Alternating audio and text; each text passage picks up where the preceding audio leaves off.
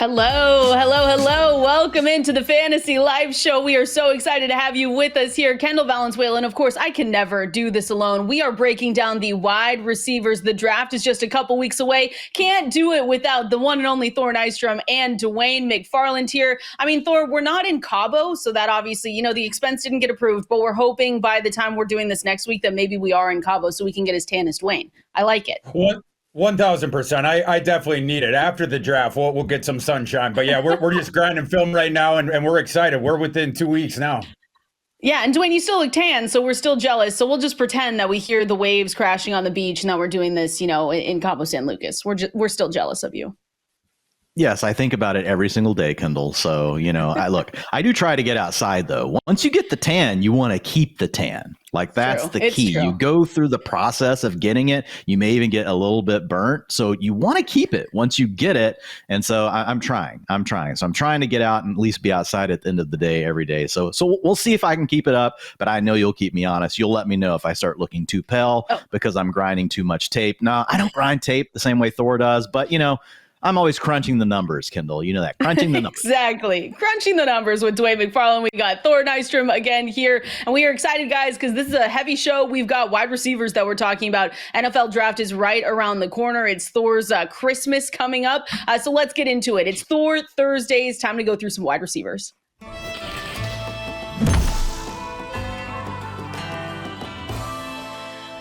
I'm excited, guys, because we're starting right off the bat with it's not a hot take, Thor, but for some people, when we start off a wide receiver show and we're starting off with Travis Hunter, who is your technically wide receiver 1, the rookie supermodel wide receiver 2. But the question really is, Thor, and it's probably depending on where he lands, where he's going to play most, because you've got him at cornerback in some of your write-ups, you've got him at wide receiver. So how do you just overall see Travis Hunter as a player coming into this draft?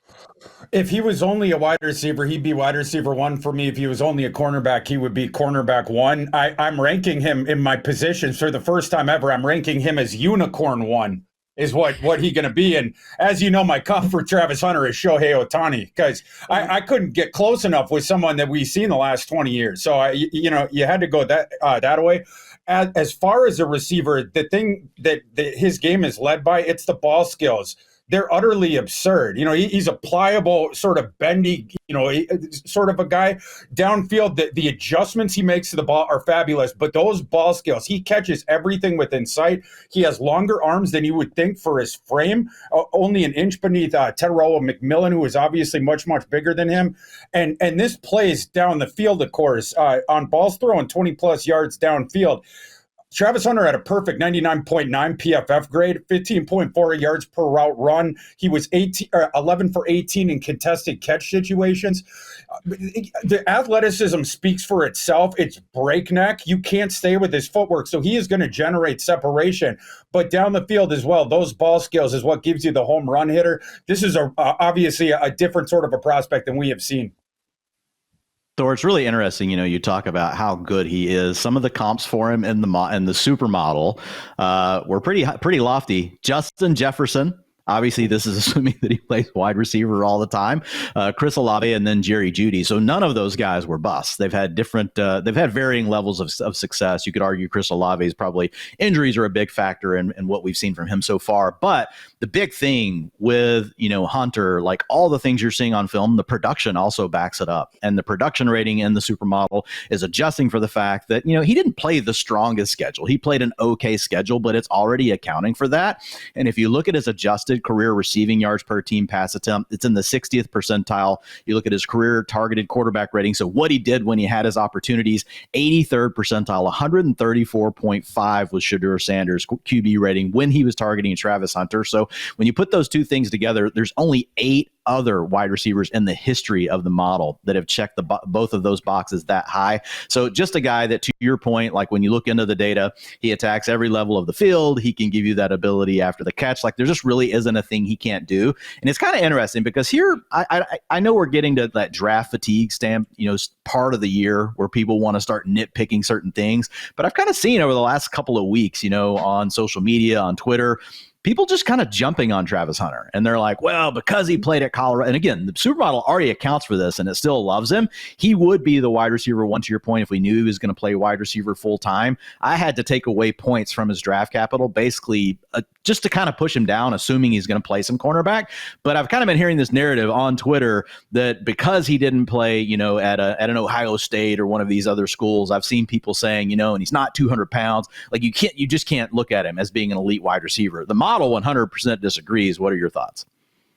Yeah, I mean, I like the Justin Jefferson one. That one makes a lot of sense to me. That the ball skills is what that evokes there. Jefferson, not quite the athlete that Hunter is, but Jefferson is a more refined route runner, and that would be the one thing. If you're gonna crazy nitpick, like if you're gonna do that with Travis Hunter's game, there are a couple things he could tighten up with his routes. It's just that breakneck thing, and sometimes he rushes through it. Maybe he could toggle his speeds a little bit more, maybe be a little bit more efficient with the footwork in and out of the route breaks. It's nitpicking though, right? I mean, this is a Ferrari of an athlete, and he gains separation anyway.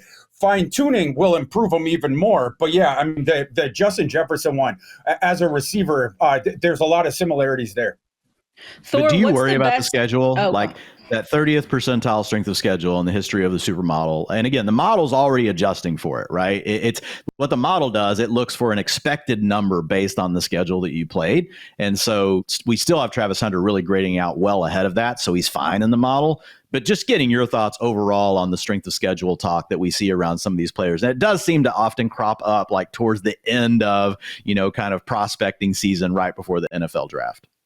Not a concern for me at all. I mean, like the NFL defenders that he faced, he licked them all, right? Like, and if he had got Florida State is the sliding door reality, him and Shadir almost went there, and then the coach got fired and they ended up going with Dion or whatever. But if Travis Hunter had spent his career in the ACC, you would have seen the same thing. It's just so hard to stay with him. All right, let's go over, Thor, to your actual wide receiver one. Unless people want to look at Travis Hunter and say, well, that's Thor's actual wide receiver one. But let's go over to Teteroa McMillan and see what you have to say about him. Also, you guys are in lockstep here. Supermodel wide receiver one as well. So you said in some of your write-ups, Thor, like maybe not a superstar for a wide receiver here, because we've talked so far about how, this is not a very deep wide receiver class. But what have you seen in him that you like to make him your wide receiver one going into this draft? Ball skills. He's not the athlete that Travis Hunter is. It's a different sort of a thing. But with McMillan, you have that huge frame, and then you have the long arms too. You have the big catch radius there, and he doesn't drop anything. So you put that ball within his catch, and he is going to come down with it. Very pliable down the field. I like the adjustments that he makes, and he's also very good in contested situations. It's someone in man coverage who isn't, and this is the nitpick on him, it's that he doesn't create separation against man coverage, but he's one of those guys. It's a comfort thing for him to know where the defender is, because at the catch point, he wants to know where that dude is so he can position against him, right, and then shield him away from the ball. So that's sort of his thing. His profile is interesting, where against zone coverage, he created more open targets than just about anyone in the nation. 94.3% of his targets, he was wide open against zone. Against man coverage, that plummeted all the way down to 53.6%. But again, he's not always trying to shake the dude. Especially down the field, he wants him close. It's a guy who is a better runner after the catch, I think, than he is given credit for. He's not super duper physical, but he has the acceleration. He has solid vision. So you see him a lot. He'll catch it on the run. There's no hitch with it. He converts from receiver to runner seamlessly because he trusts his hands so much. So then he just, turns upfield, and all of a sudden he's accelerating out, and you'll see him 8 yards upfield. Now he's in space. A very good receiver. The guys that I comp him to, it's the T. Higgins, it's the Drake London thing. I think McMillan at the next level is either going to be an amazing wide receiver two in the ilk of Higgins, or he's going to be sort of a mid tier sort of a guy like Drake London if he were wide receiver one on a team. Thor, I did want to ask you just a little bit more, whenever you see these guys that, weren't as open against man coverage and those sort of things, but they still have a really high target rate against man. Because kind of like my cheat code for this is most college quarterbacks are going to be actually way better at understanding the game of football and what they should be doing with the football than me. And for the most part, I think you just want to get it to your best player. And he had a 29% targets per route run against man. So for me, sometimes I do wonder, like, do we nitpick these prospects too much for an open score and things like that against man coverage? Because, you know, some of these guys, and you were mentioning it in the way you were talking about it, he actually welcomes it. And it's part of his game. Like, I think back to Brandon Marshall, other guys like that weren't always necessarily thought of as quote unquote the best route runners. But anytime they got man coverage, what did their quarterbacks do? They threw them the ball. They threw them the ball because they just knew that it doesn't really matter. This is the time I want to get this player the ball. So I wanted to get your thoughts on that around McMillan. Like, do you really think that's a major red flag? Or do you see it as something that, look, it's just part of his game? And the one other thing is, I've heard a lot of people, like, the comp for him is Drake London, which the model actually comps him to Drake London as well. That's one of the players. But I've also seen a lot of people talk about the fact that they don't think that he would really be able to do much down the field. But, like, if you look at his targets, 35% of them, yes, came 0 to 9 yards. That's minus 1%, you know, versus the average NFL prospect coming into the draft since 2018.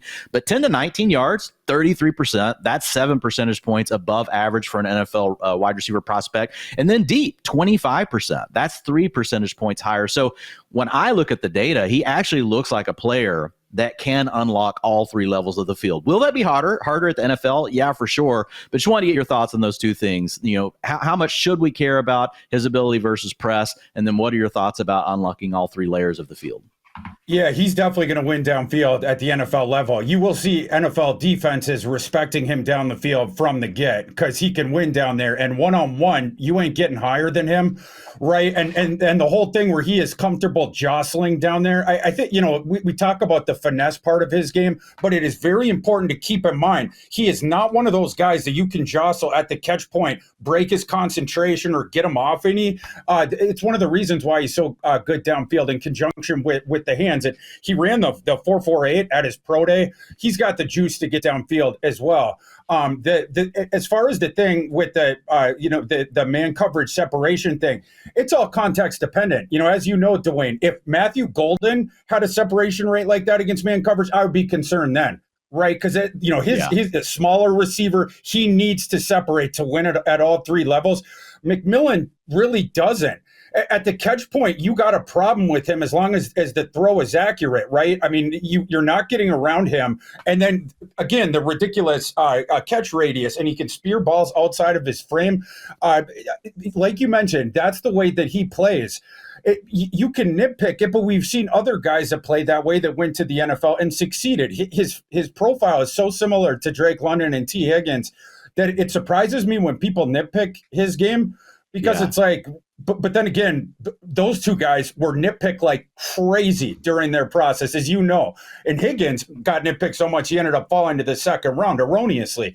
But no, I'm not concerned about that stuff.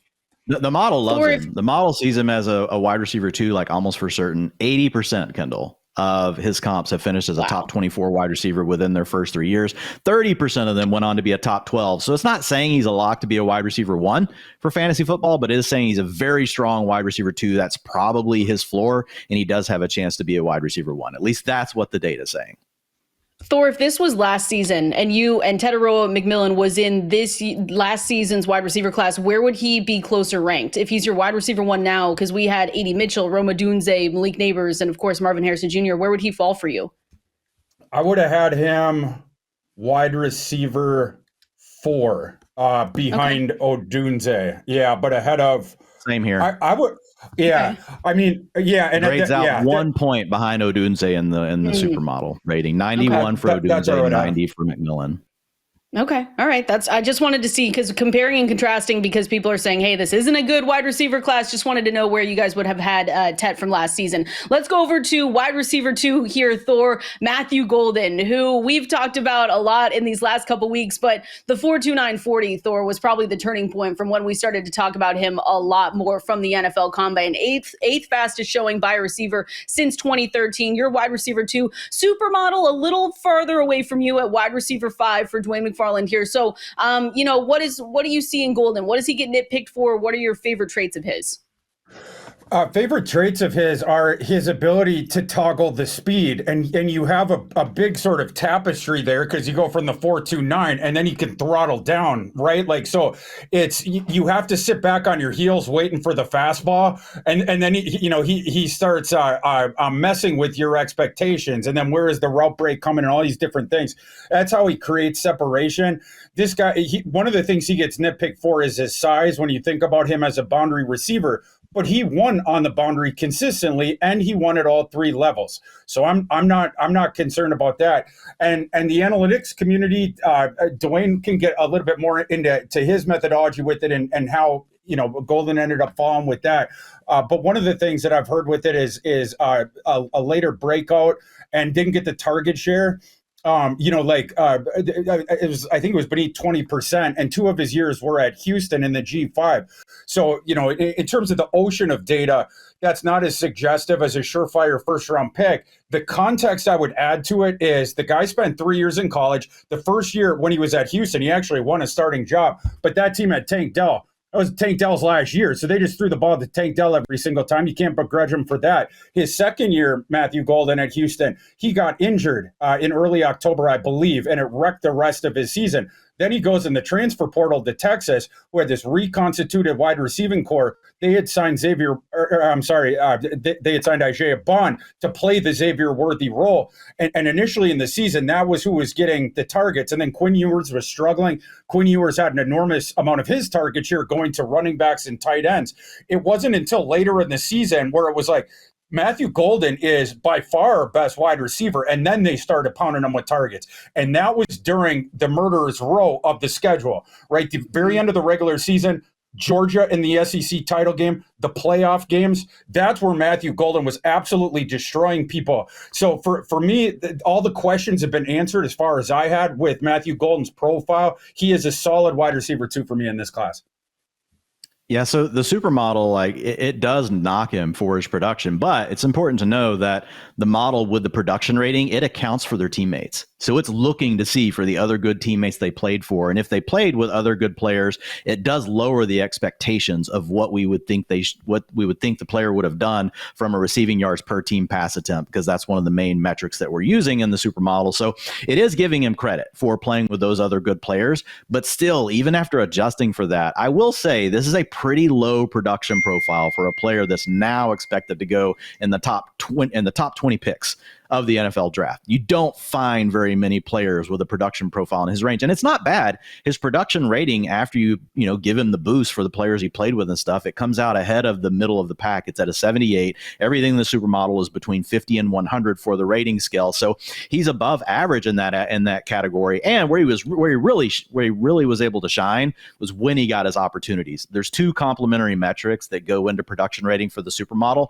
and the other one is their career quarterback targeted rating. So when a quarterback targeted them, how good were they with the ball in their hands? He had a 120.1, which came in at the 67th percentile. So I went back and I looked. Since 2018, guys that went in the first round that had a 35th to 50th percentile career adjusted RIPTA and a 65th percentile or better QB quarterback targeted rating. And Henry Ruggs came up, which kind of makes sense. Another fast guy, but we don't even really know what Henry Ruggs was going to be. Like, he was out of the NFL pretty quickly due to the legal situation. But then the other one was Jameson Williams, a guy that just finally broke out last season. And the other one, now I'm not saying these guys are stylistically the same. Obviously, these guys that we just gave, Jameson Williams is bigger. The other one is Brian Thomas Jr., who played with really good competition in college, but he was really, really good when he was targeted, when it went to a good program. Matthew Golden also has that going for him because of the transfer to Texas. So it's saying that there's a chance, but it does. The supermodel sees this as a pretty drastic drop-off from Tet McMillan. Even though he's in my top 5, only 50% of wide receivers with his profile have posted a top 36 finish within their first 3 years. Only 14% went on to have a top 12 finish. So I think that it's more of a boom bust profile, to be honest. I think there's more red flags with his profile than McMillan, but I do think he's deserving, right, of being in the top 5. And again, I haven't updated the supermodel for him going pick 20 and draft capital value. So that's going to move him up. I'm not adjusting it right now. We'll see where he ultimately goes in the draft. The big question mark, right, is really just production. We haven't seen very many wide receivers with a production rating as low as his go in the first round, over the last, 6-7 years. All right, let's go into a Dynasty deep dive now presented by DraftKings. We're going to be talking here about Matthew Golden.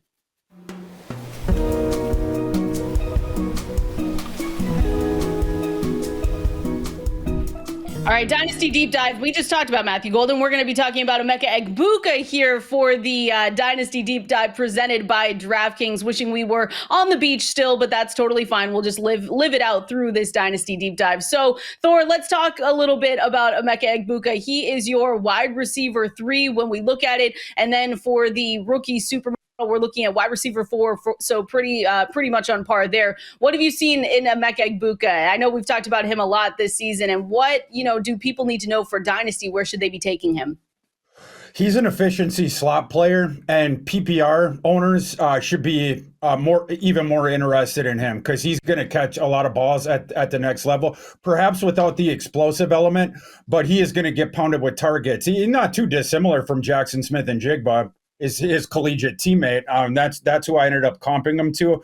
But it's the same reliability from the slot. It's the same, the more space he has in the intermediate area, the more damage he's going to do. He's a paper cut guy. He's going to keep paper cutting you all game long. And if the defense playing 2 high safeties and he gets sort of that ocean of space that he can work with, one guy, the nickel, is not going to cover him. He will create separation, and he's not going to drop the ball. 5.5% career drop rate, 205 career receptions. That was stellar. And it's also a guy that Ohio State would force the ball to on money downs at 3rd and 4, 3rd and 5, 3rd and 6. It didn't even matter if someone was draped on him. They would gun the ball in there, and he'd come down with it. Very good in contested situation, 25 of 46 in his career, in part because of that. I like his game. Again, it's creating the separation there in the intermediate area, and it's moving the chains. That's what he is. It's not the flashiest, it's not the sexiest profile, but that's what he's going to give you, similar to Jackson Smith-Njigba at the next level. Thor, I think the big question is, can he play outside as a Z? Because if you start to narrow it down to you've got to land in a spot on a team that's going to run 11 personnel 75, 80% of the time, even though the NFL does lean into that more than they ever have, right, over the last 10 years, you still can get these games, right, where they decide, the matchup dictates we want to run the ball more. We're going to use a fullback, or we're going to run 12 personnel with our 2 tight ends. And then you have these games where a guy like Egbuka might only be out there 60% of the time. In fact, we saw that very thing happen to JSN his rookie season. Now, he overcame that in his second year, some of that due to injuries. And then ultimately he performed well when he got his opportunity and was able to stay on the field. But that's my question. Can he play outside? And when I look at it, typically if you're thinking about a Z, it runs a lot of the same things that a slot does anyway. Think about Chris Godwin in Tampa, whether he's playing outside or he's playing from the slot, he's still running a lot of the same routes, a lot of the same route combinations with other players around him, still gets him in line, for some of those short targets. I know one of the concerns, though, whenever I looked at him in the supermodel, and this isn't knocking him for this is just kind of that next layer of data when I dug into it, because Lance Zierlein is concerned about his ability to beat teams, over the top, right? And could that keep him off the field? The data did agree with that. His deep target rate, only 12% of his targets came 20 plus yards down the field. That's by far the lowest of anyone expected to go in the first 2 rounds of this draft class. So it does feel like a player that, to your point, really like him, overcame the fact that he played with freaking Garrett Wilson, Chris Olave, Jackson Smith-Njigba, Marvin Harrison, and now Jeremiah Smith. Those are all Jeremiah Smith's going to be a first-round pick too. Those are all first-round picks, for the NFL draft. So he played with really good players, and the model's bumping him up for that, right? It knows that he played with those players, but that's the one potential red flag I see. So do you think that he can play in 2 wide receiver sets, and what's the best stylistic fit for him from an offense standpoint if we want to get excited from a fantasy perspective? Yeah, I would do it. You can do it situationally. I wouldn't do it if it's a base 12 personnel offense. That I don't want Emeka Egbuka in that. The 3 wide receivers out there mostly. I think situationally you can bump them out there. 17.4% snap share last year on the boundary. Obviously the rest were in the slot. But again, for me, it's the creating the separation really quickly, the efficiency of the footwork, the know-how with the route running, the creating of leverage, snap bang, in the seconds after the snap to create that throwing window. And again, the more space he has, the more damage he can do there. So that's why I would like him on a team where they at least have the one deep threat. They play predominantly the 3 wide receiver sets. The thing with him on the outside, I agree with Lance. I don't think he's going to, Egbuka would create his own deep opportunities. I do have a slight bit of nuance, though, to add is he can sneakily get deep. It's another situational thing. I prefer him doing that when he is in the slot, when they have an opportunity to do that, because teams are going to play up on him. You try to jump his route breaks. Sometimes you can play off that, and then he can get around you. He is good catching the ball over his shoulder. That's one thing he has, and I think he was 5 of 11 downtown, 20 plus yards in contested catch situations last season. So it's not that he can't do it. It's that his game is going to fit better in the slot, and he's going to do better when the other guys are creating that space for him. Thor, in your latest mock draft at fantasylife.com, everyone can go and check that out. Highly recommend it because it's 2 rounds. You have Emeka Egbuka going pick 35th overall over to the Tennessee Titans after they get Cam Ward at 1. Is that the perfect landing spot for you for fantasy football dynasty managers when they're looking at drafting him? Because Dwain has said in his write-up that he's borderline wide receiver 2 with a sliver of wide receiver 1 upside. Is that the best landing spot for him to see that? I don't know if anyone, even Cam Ward, would consider Tennessee the best landing spot for them. However, I will say the thing that he would have going for him, Egbuka, in that situation is Cam Ward loves throwing to the slot. Loves. Ask Xavier Restrepo. Right, that team had Jacoby George, they had Sam Brown, they had Elijah Arroyo, and Cam Ward every time was like, no, I'm throwing to Xavier again in the slot. So the one thing with it is I think from day one, Egbuka would get a ton of targets if he was, that scenario played out and he ended up getting with Cam Ward. All right. Yeah, Callahan does like to run the 3 wide receivers, Kendall. So that is good. Like he comes from that Bengals tree. So that could work out. Like we would have to see Cam Ward would ultimately have to end up being good, right? But at the same time, I agree with Thor. I think there would be targets. And just real quick, the supermodel, 50% of the guys that came in Egbuka's range ended up being top 24 wide receivers, Kendall, within their first 3 years. Okay. The comps were JSM, Brandon Ayuk, and Christian Kirk. I mean, shots fired already from Thor talking about Tennessee. I just wanted to give him a little bit of credit. Maybe it's a good landing spot for him there. So sorry, Tennessee Titans fans. We didn't mean to do all that for you. All right, that was the Dynasty Deep Dive here presented by DraftKings.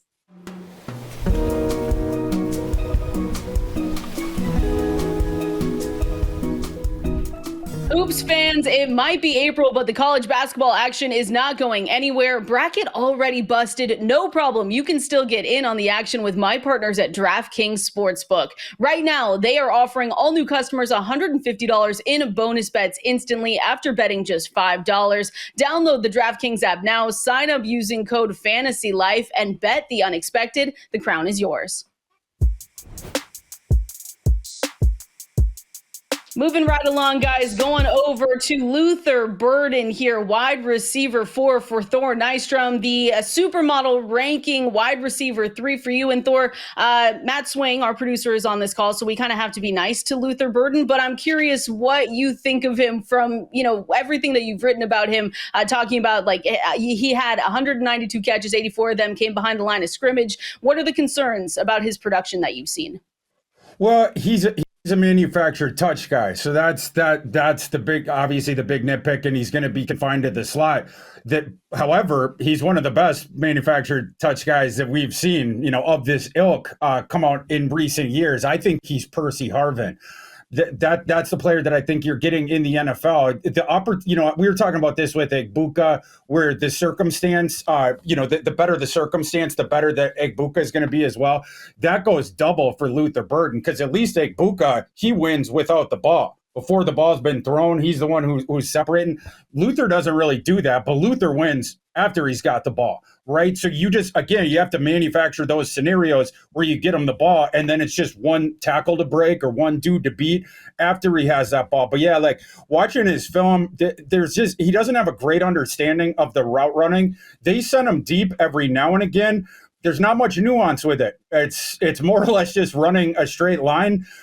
So even though his ball skills are not bad, they're not bad, and he doesn't really drop the ball either. He had a career drop rate of less than 5%. But again, you mentioned it's almost 50%, 43.7% of his career receptions came behind the line of scrimmage.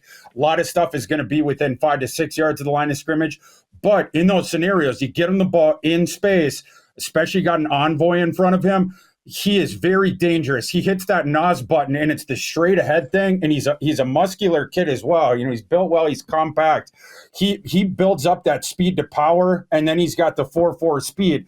And sometimes you're waving him goodbye. So that you just have to create those scenarios for him. But an offense that needs a slot receiver that already feels good about its boundary receivers, that would be the best fit for Luther Burden. He is not a wide receiver one in the NFL, but he's going to do a lot of damage in the NFL, especially if he gets into a good situation where he's another guy where if the defense is playing the 2 high safeties, that's Luther Burden's world with all that intermediate spacing opened up. Yeah, I think the big question on this one, Thor, is like how often, do we feel like you could see a player like this in college and you actually do see them develop at the next level? Because sometimes it just comes down to really what they were asked to do, right? And how they're getting coached in college. Like, was it just a situation where, hey, we don't like our quarterbacks that much. Sorry, swing. We just want to get the ball to our best player any way we can. And the way to do that is right at the line of scrimmage. Let's get him in the slot. And I think it's really a tough question to decipher.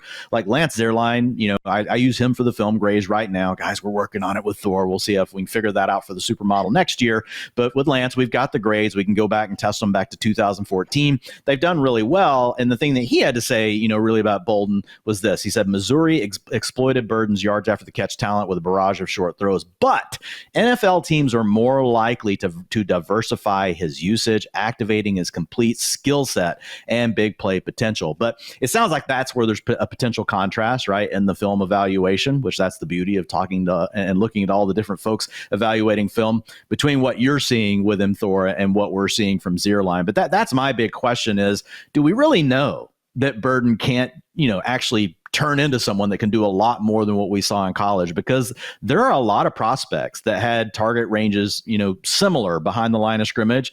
So Burden was 32% of his targets for his career behind the line of scrimmage. Thor's number you heard a second ago was probably from his last 2 years. This is for his career. Ridley was 29%. Brandon Ayuk was 29%. So we've seen guys like this that didn't go deep very often, got most of their stuff behind the line of scrimmage that have been good. Now, those guys all went at the end of round one.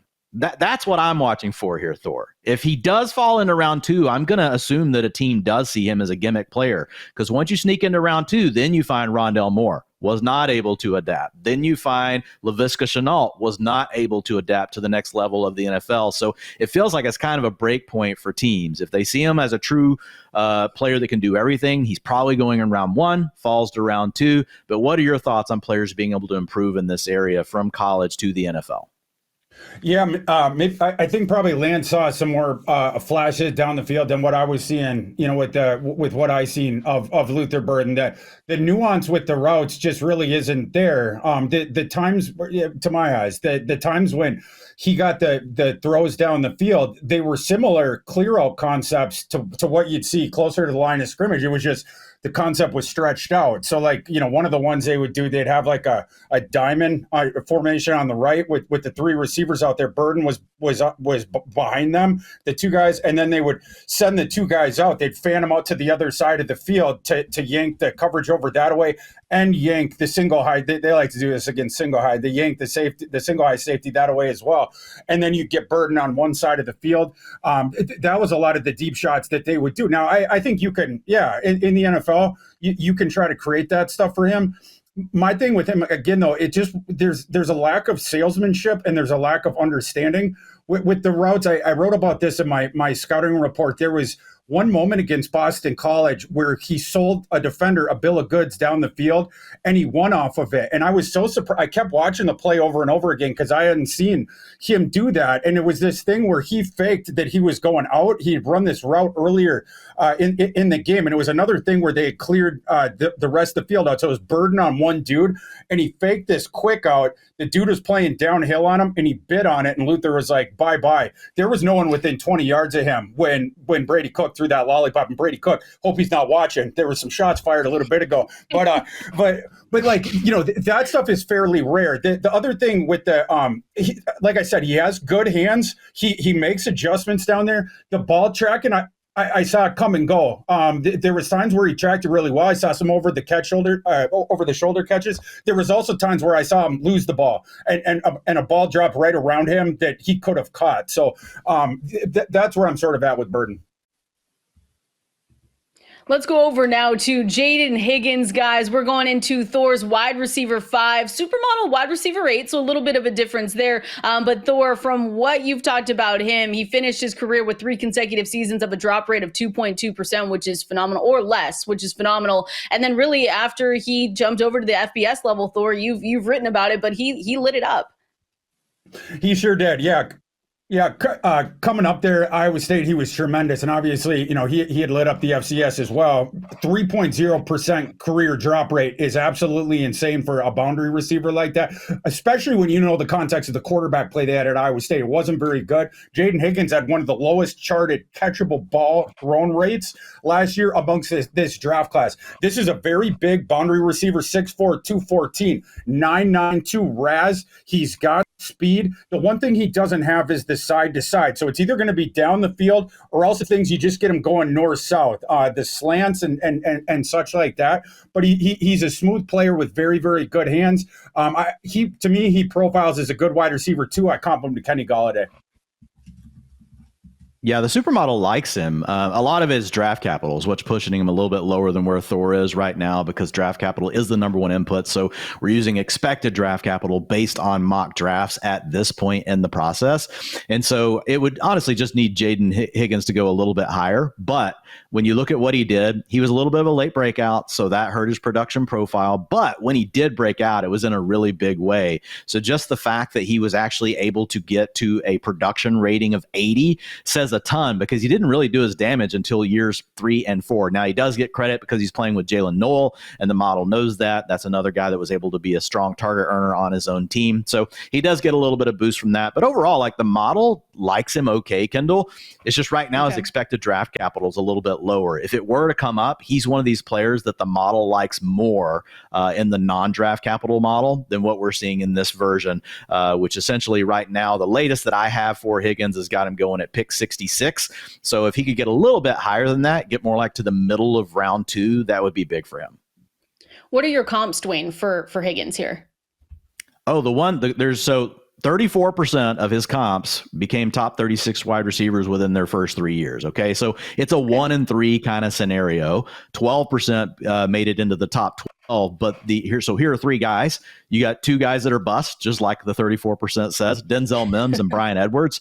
But the guy that hit is George Pickens. So George Pickens, again, guys, I'm not talking stylistically or watching the film. This is essentially saying guys that had similar production profiles, similar film grades based on the work that Lance Zierlein is doing, and then also similar draft capital. So just narrowing down on those 3 components, George Pickens is the one that's obviously been the hit. I think we all know George Pickens could be an even bigger hit. I think some of it is he gets in his own way, but he's also playing now on this run-heavy team with Arthur Smith. I think George Pickens can be a wide receiver 1 in the NFL. It just hasn't turned out that way, but he's been good for you. He's been a wide receiver 3 to wide receiver 2 in fantasy.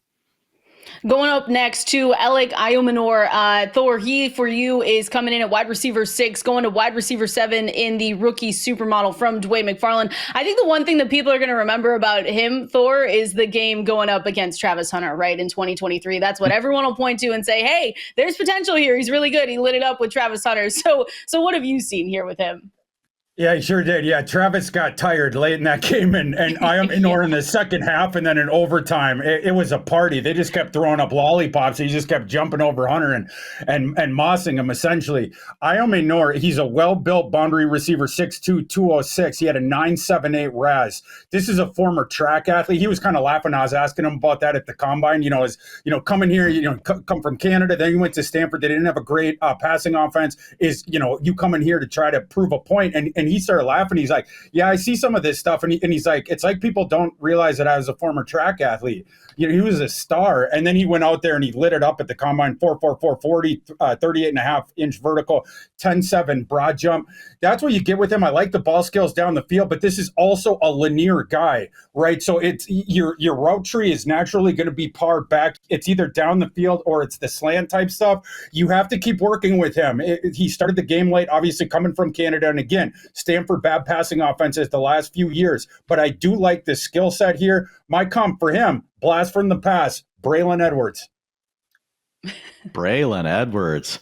The top comp I have from the supermodels, Josh Palmer. I like Braylon Edwards better. That's more fun. Even though Braylon only really had the one big year, you did get the one big year. Yeah, so like with the supermodel, Kendall, slightly lower than what you just talked about with Thor. He is one of these players where draft capital is huge for him because what he did from a career quarterback target rating, like it wasn't very good. Now, he played with absolutely terrible quarterbacks. Yeah, like the quarterback rating for Stanford.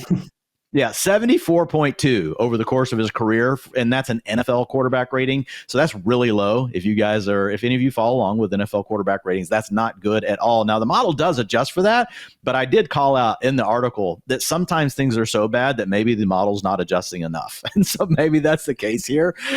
So we're hoping, but 38% of these guys went on to be top 36 finishers, Kendall. So we'll see what happens with him, but he's definitely more of a projection based on what the model sees with him. But again, I want to call out that the quarterback play was absolutely terrible. But more for you, Dwain, like wide receiver 4, right? Yeah. I've got him more in that bucket of wide receiver 4, and you're hoping you get lucky and you have a wide receiver 2.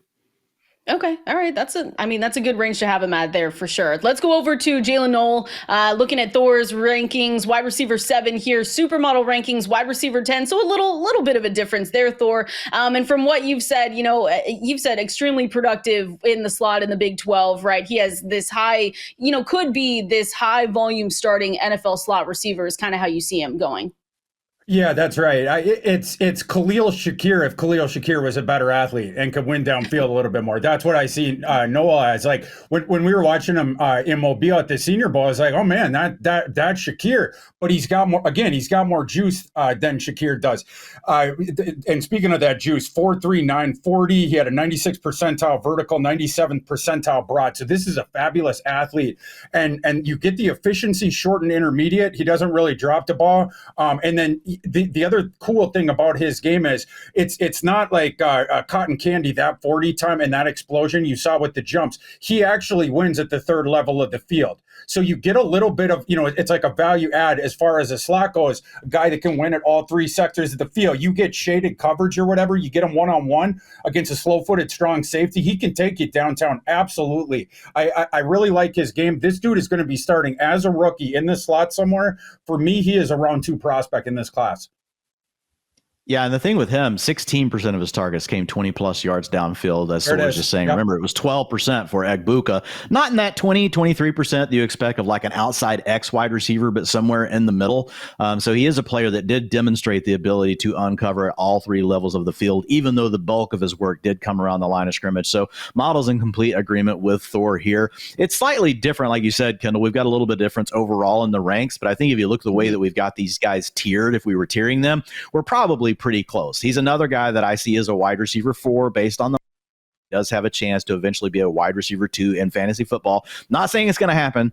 Only 20% of his comps went on to do that in their first 3 years. So I do think that the landing spot is going to matter because how often is he going to get to be on the field being a slot player? I do think that's the way that most NFL teams are going to see him. Lance Zierlein did really like him, said he's a quality run after catch talent, but did, similar to Thor, saw him as primarily right a wide receiver that's going to play inside, but did say he could kick outside in a pinch, right? So again, you guys were really aligned in what you guys saw in the film on this particular player. So wide receiver 4, Kendall, with wide receiver 2 upside if we get lucky, fingers crossed. And I love the call out on Buffalo. I think that's the same thing I said about this guy on a show with Ian. I was like, this guy would be perfect in Buffalo. And like 2 or 3 years, we'd be going, man, this guy might be a wide receiver 2 in fantasy. Like they just stack these sort of guys on their roster, and they it might take 2 or 3 years, but eventually they come through. Thor, what is the best case scenario? Like Dwain's saying, like, hey, there's good upside if there's a best case scenario landing spot. So what is it for Noel? Well, I was on ESPN Charlotte this morning, and they were talking about the 2-round mock draft, that we just dropped on Fantasy Life, and they were loving it because I had sent Noel to the Panthers in the second round. Nice. And then you would have your Leggett, you'd have Coker on the outside, and then Noah on the inside. That is an exciting young receiving core if that happened. But any team that has that slot opening, he is going to be a value add for you. There you go. Wide receiver 1, Xavier Leggett, by the way, Thor. They're fine with it. He's the next DK Metcalf. That's what they've said. They're totally fine with it. Not going to be a problem moving forward, I'm sure. Let's go over to Trey Harris here. You have him at wide receiver 8, Thor. This is the first time, I think, during this show that Dwain's a little bit higher on him. Wide receiver 6 in the supermodel. So, Thor, what have you, same question. What have you seen from him that could make him a good guy in the NFL, a good wide receiver that we want to pay attention to? Yeah, although that's interesting because there's a lot of people that have Trey Harris in the top 5. So Dwain and I both being a little bit lower on him is kind of interesting. Trey Harris, he starts his career at Louisiana Tech, and then of course he went up to Ole Miss, and then he started blowing up statistically. That last year he had the most ridiculous yards. He had 5.15 yards per route run. Like I had to redo the numbers on my sheet because I thought for sure it pulled the wrong deal or whatever, with the VLOOKUP or whatever the thing's called. No, that was the case. 128.6 yards per game receiving. However, when you watch his film, you just watch the cut up. A lot of his production was coming off cotton candy type stuff. A bunch of different hitches, a bunch of stuff. Like every time it was the drop zone, we're throwing a hitch to Harris. He would do stuff behind the line of scrimmage, and then they would run the go balls with him. And a lot of it just had to do with the pre-snap motion, the different looks that they could facilitate for him, also trying to get him isolated into one-on-one coverage. And then we talk about with Jackson Dart, his evaluation. Oh, like Jackson Dart, we like his talent, we like his productivity, but he always locked onto his first read. Well, Trey Harris was his first read. All this stuff was being done for these guys before the snap. And of course, you tip your cap to him because he was completing the plays, but everything was set up for Trey Harris's success. That is my concern with him. I like his size. He's not a terrible athlete if it's only going north-south. Like this is another guy. He ain't going to run a whip route for you, right? Like the change of direction is not very good, but if you can keep him on the straightforward north-south path, that's what he can do. But in the NFL, you ain't going to have Lane Kiffin scheming you against bad athletes, scheming you open looks. So it's going to be a different thing. That's why he's my wide receiver 8. Yeah, so similar things here with what Thor said. It's always interesting, though. Like we talk about these players that play in these schemes and they get these touches, schemed up for them. They get things cleared out and everything's set up for them. Well, sometimes it's just because they're the best player on the team, right? And so it's like it's tough to figure out how much to discount it. But to Thor's point, like this was a late breakout for Trey Harris, and the way that the model works, it gives you more weight for what you did earlier in your career. So, for example, his career receiving yards per team pass attempt was 2.24, which is in the 60th percentile. But because it is weighted towards early years being worth more, he actually comes out to a 51st percentile score in career adjusted RIPTO, which is accounting for the late breakout to Thor's, to his point here. But what I'll say is, like, he still has an 81 career production rating in the supermodel, which is, remember, everything's on a scale of on a scale of 50 to 100. So that's well above the midpoint of 75. And it's really hard to honestly get a score that high. And it goes back to what Thor is saying. I kind of did the same thing when I got to him. I was like, is this broken? Like, he can't have a score this low and have a production, or he can't be breaking out this late and have a production rating this high, because his production rating came in like close to Luther Burden, who's 2 years younger than him. Funny, I go to another guy that we're talking about schemed up opportunities for, although Trey Harris's were of a different variety, but really good with the ball in his hands, 123.4 QB rating when targeting Trey Harris. And the other one, when Jackson Dart, what you brought up, Thor, I do wonder, like, I totally get it. Like, he's a first read quarterback, but sometimes you're a first read quarterback because you got two, good wide receivers, with Trey Harris being one of them. And like, did you just decide to just go with him? I don't know. Like, I've gone back and researched this stuff and diced it and sliced it all sorts of different ways, and I couldn't find any signal in it to say that, oh man, we just have to get away from a player that's like that when we hear about a quarterback being a first read quarterback. And by the way, 70% of reads at the NFL level are first read anyway. There's really not that many second reads, and there's really very few third reads. It's one of those things that we talk about a lot, but for the most part, reads are going to the first player on the field anyway. Yeah, and for sure he was the best receiver on the team, and that's and again you tip your hat for him completing the plays and stuff like that. But it's Kiffin, he's so good with the pre-snap eye candy, essentially, right? Like and getting the tells from the defense and then clearing out an area of the field, give the advantageous looks. And so the same care and the same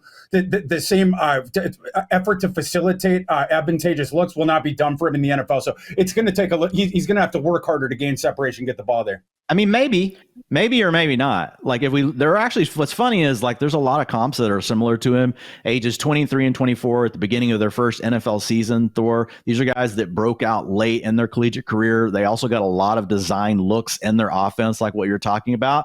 But these are the guys that went in round 2 since 2018. Deebo Samuel, we were happy with that. Christian Watson's been hurt. I think it's pretty hard to call that anything. Anthony Miller has been a bust, so you guys can call that one. Jaden Reed, another guy. They got quite a bit of scheme stuff in college. Now, I would argue he did more than what Trey Harris did as far as like his complete fit, in an offense. But Rashee Rice is another one. What's funny about Rashee Rice is he actually played a totally different role in college than what the Chiefs ended. The Chiefs actually put him into a manufactured role once he got to college. So my point isn't saying that, hey, we just want to go after these older prospects, but there are a lot of these guys that were older that had a lot of manufactured looks that went on to be pretty good in fantasy. Like of that list I gave you, the only bust is Anthony Miller. Now Christian Watson, jury's out because of the injury. So I think I'm a little more bullish on Trey Harris than Thor is, but I think we're probably in the same tier.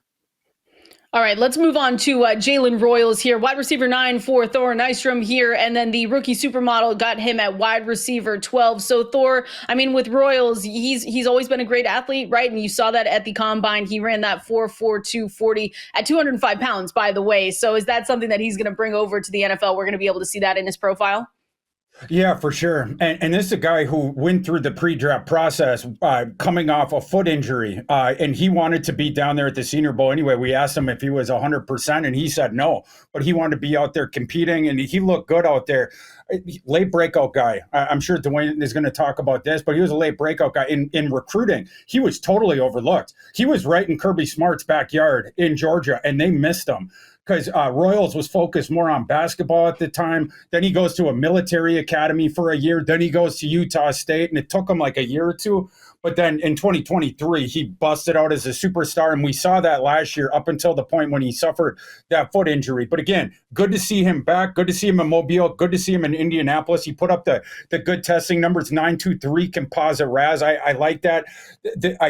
When we talked to him down there in Mobile, he mentioned that the NFL, mostly to that point, was talking to him about being a big slot. I think this guy can also play on the boundary, but we just brought up Jaden Reed. That's why I comp him to Jaden Reed. There's sort of the interchangeable thing there where you can go inside, you can go outside, do different stuff like that. This is a good route runner. This is a guy I've seen win at all 3 levels of the field. I like Jalen Royals' game. Interesting. Like the film rating is carrying this guy in the supermodel because it came out at a film rating of 80. So Lance Zierlein does also like him. The thing that's holding him down in the model, making him a little bit lower than what we've got with Thor, is the fact that his program quality came in at a grade of 57. That's the 13th percentile going back to 2018 because he's coming from a smaller school. And then when you look at the strength of schedule, it was a rating of 62. So 25th percentile going back to 2018. Now, those things get factored in, right? And he has a supermodel rating of 68, Kendall. So he's still a guy that like has a chance to produce at the NFL level. It's just typically guys that have been of his profile coming from a smaller school. It's definitely just a hit or a miss kind of thing, right? But only 23% of them have gone on to be top 36 finishers. Now, he's another guy that I feel like could go to somewhere like the Buffalo Bills, and like in 2 years from now, you could be like, oh, we actually really like this guy because he's a perfect fit for the thing they do. So again, the further and further I think you go down in the model, probably Thor, like within looking at the rankings as well for you, it's like the landing spot matters more and more because as you get further down, typically you're dealing with a less diverse talent, meaning they're good at certain things. We hope they can grow into other parts of their game at the NFL. So the quickest way to like get a player like that going is get them in the right landing spot right away, get their confidence going, and then suddenly they start being able to do things maybe they weren't doing in college. I think that's kind of the best case that you're hoping for with Jalen Royals. And I do want to say, like, the low level competition in those things, that doesn't mean that it's for sure he can't succeed. It's just one of the components that goes into the model that's pulling him down a little bit. Yeah, and the Mountain West did not have very good defenses, so that is true. There was some proof of concept, I think, at the Senior Bowl when that playing the better guys in the one-on-one drills down there, and that's what he was talking about like, I want to come up here and show the NFL, even if I'm not 100%, I want to get out here and compete against the best and show that I could beat them. And he was creating that consistent separation, even though admittedly he was not quite 100% yet. So I happen to think that his game, what I've seen of it, that it projects well to the next level as an interchangeable part, maybe a base big slot, but then can also play some boundary for you. But yeah, we'll have to see. Let's go over to Torrey Horton. I think this is the biggest difference in your guys' rankings when we're looking at it. Thor, you're wide receiver 10, supermodel wide receiver 16. So Dwain, not as high on Torrey Horton. That's fine. We're going to figure out why here in a second. Thor, season-ending knee injury in October, returned. We saw him at the combine 4.4, 140. What kind of role could we see Horton have in the NFL where he's closer to a wide receiver 10 in your rankings compared to a wide receiver 16 in the supermodel? I wanted to throw myself in front of the shots that Dwain was shooting over that away, but a productive, super duper productive guy at CSU before the injury, of course. And then you saw that 4.41 speed. I like his release package. He's a thinner guy, so you're curious, can he get off the line in the NFL? I think he will be able to. He's another guy where I like his route running as well. He's a smooth operator, Torrey Horton. He knows what he's doing, and he's reliable at the catch point as well. 5.6 career drop rate in his career. So I like Torrey Horton. Yeah, supermodel, like looking at these guys and worrying about, are they one rating point apart or whatever, isn't the main goal. The main goal, Kendall, is like what you should be looking for with the model is finding players that are grouped together, right? That are they're 1 or 2 points apart. And then you're looking at the marketplace, whether it's Dynasty, Best Ball, whatever the case may be. Obviously, Torrey Horton's not being drafted right now in Best Ball, but think more from a Dynasty lens. And he fits with into a group of a bunch of other players where he potentially, right, is cheaper than what they are. And so you would want to target him in draft. That's the main thing with the supermodel. It's not trying to pound the table for any one guy and saying this is the guarantee. We give you the hit rates, we give you the ranges on all the players, and mainly so that you can identify, players that are mispriced, as far as Dynasty goes and as far as, your fantasy drafts goes. But for Torrey Horton, similar to what we just talked about, it's a small school thing, 20th percentile for his program quality rating. The way I calculate the program quality rating, I look at the player's career. We go over to ESPN, we use their quality index, and based on that, you get a score, and then you have their strength of schedule as well, which is at the 17th percentile for Torrey Horton. So that's pulling him down. Comes in at a grade of 64 in the model, Kendall. Only 9% of comps that have scored in that range have gone on to have a top 36 finish within their first 3 years. So I'm saying there's a chance to quote Lloyd Christmas, but it's just not a very big chance. Like more of that. What are we in there? That's got to be your final tier, right? Tier 5. Yeah, that's tier 5. Yeah. Okay. Yes, tier 5. Now, he could go higher in the draft. Like, that's a way that could help him. Like, there's a lot of things, we've still got to go through the NFL draft. So we'll see what happens. As of the time I wrote the supermodel, I've got him at pick 110. And so this was about 3 weeks ago whenever I wrote it. All right, let's go over to the last one here. Isaiah Bond, Thor's wide receiver 11, supermodel wide receiver 9 here. And Thor, again, everyone's probably going to remember him because he said that he was going to challenge Xavier Worthy's 40-yard dash record, and that didn't happen. But that's fine. We can move along and see what you like from him to make him your wide receiver 11. Well, I mean, a Texas receiver did run the fastest 40. Maybe we give him partial credit for that. But yeah, a disappointing NFL combine showing for Mr. Bond, whose mouth was bigger than his feet, I guess. His game, I would have loved for Isaiah Bond to go back to school. He had flashed big time at Alabama previously, especially 2023, to make the playoff. Then he went to Texas again. I mentioned before, to take over for Xavier Worthy. That was the role that they put him in. He was extremely inconsistent, and that's putting it nicely, inconsistent. He was a little banged up, but even when he was on the field, he wasn't doing what they wanted him to do. But not a very good timing route kind of a guy. His routes, he's another guy that doesn't toggle the speed. He's a breakneck runner, but that's the way that he runs his routes as well. So he gives off tells right away, makes it easier for for the cornerback to run with him, and then he has inconsistent ball skills as well. You have a very, very interesting package here, but it still remains raw. I think if you were able to polish it off, his high end, it would look like Darnell Mooney in the NFL. But, can he get there? That's why I had to put him at wide receiver 11, even in a bad wide receiver class. Yeah, as far as Bond goes, like with the supermodel, look, he's got a little bit better draft capital, so that's helping him, Kendall. But 36th percentile career adjusted receiving yards per team pass attempt, not necessarily ideal. 48th percentile career targeted QB rating, so even when he had the ball in his hands, wasn't necessarily great. Like, look, he went to Alabama, ends up transferring to Texas. So 2 major programs. So like whenever you look at, the program index that he played for, really good, obviously played with other good players on his teams. So those things are helping him out a little bit, but it's really just the speed and what people are thinking that he can do as far as NFL draft capital that's holding him up in the model. He's an unadulterated, projection pick. You're hoping that he somehow grows into much more of his traits. And, Lance Zierlein gives him some credit. He says that he played decoy, at Texas for the betterment of the offense. And he thinks that he does have some things that can still translate at the NFL level. So that's the best component going right now for him. He has a film rating of 80 in the supermodel. His overall supermodel rating is a 70, but production rating is a 70. If you look at his draft capital rating, sitting right at a 65. So what Lance had to say about him in the film rating is ultimately the thing that's carrying him in the supermodel. 29% of his comps posted a wide receiver 3 or better finish within the first 3 seasons in the NFL. His comps in the model were Terry McLaurin, so that's the hit. DJ Chark did have that one season, but mostly has been a miss. And then Van Jefferson is the other one, and he has not worked out.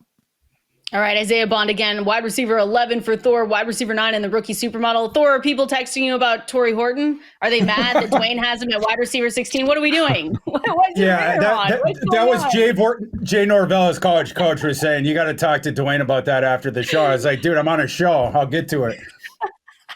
Perfect. Well, there we go. Thor's got his phone going off because it's, a couple weeks to the NFL draft. Everyone wants to know what Thor's rankings are, but if you want to know, you can check him out at fantasylife.com. 100% free. Same with the rookie supermodel. Everything that you need for the NFL draft coming up is right there, fantasylife.com. While you are there, though, make sure you subscribe to that newsletter. Appreciate everyone hanging out with us here today. We'll see you next week.